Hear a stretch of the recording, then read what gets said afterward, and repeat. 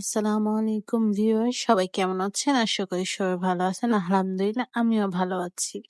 আজকে দেখাবো খুবই ইজিতে একটা পাবদা মাছের ঝোল, যেটা বড় ছোট সবাই পছন্দ করবে এবং যাদের হেলথেরও প্রবলেম তারাও খুব সহজে খেতে পারবে। ফার্স্টে আমি এখানে এই অল্প কিছু পরিমাণ তেল, প্রায় হাফ কাপের মতো তেল এবং ১ কাপের মতো পেঁয়াজ বাটা দিয়ে ভালো মতো ভেজে নিয়েছি। নেওয়ার পর আমি এখানে ১ চা চামচের মতো হলুদ গুঁড়ো বা হাফ চা চামচের মতো মরিচ গুঁড়ো দিয়ে ভালো মতো কষিয়ে যখন তেল হয়ে উঠে আসবে তখন পানি দিয়ে দিব।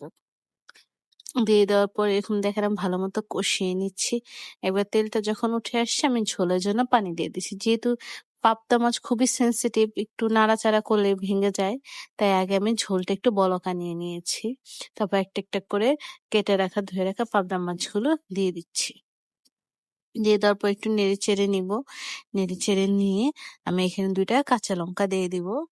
দিয়ে দেওয়ার পর আমি দিয়ে দিব উপরে ধনিয়া পাতা। দিয়ে আমি ঢেকে কিছুক্ষণ বলক নেওয়ার পর প্রায় এই ১ মিনিটের মতোই, এর বেশি দিলে কিন্তু আবার পাবদা মাছগুলো ভেঙে যায়।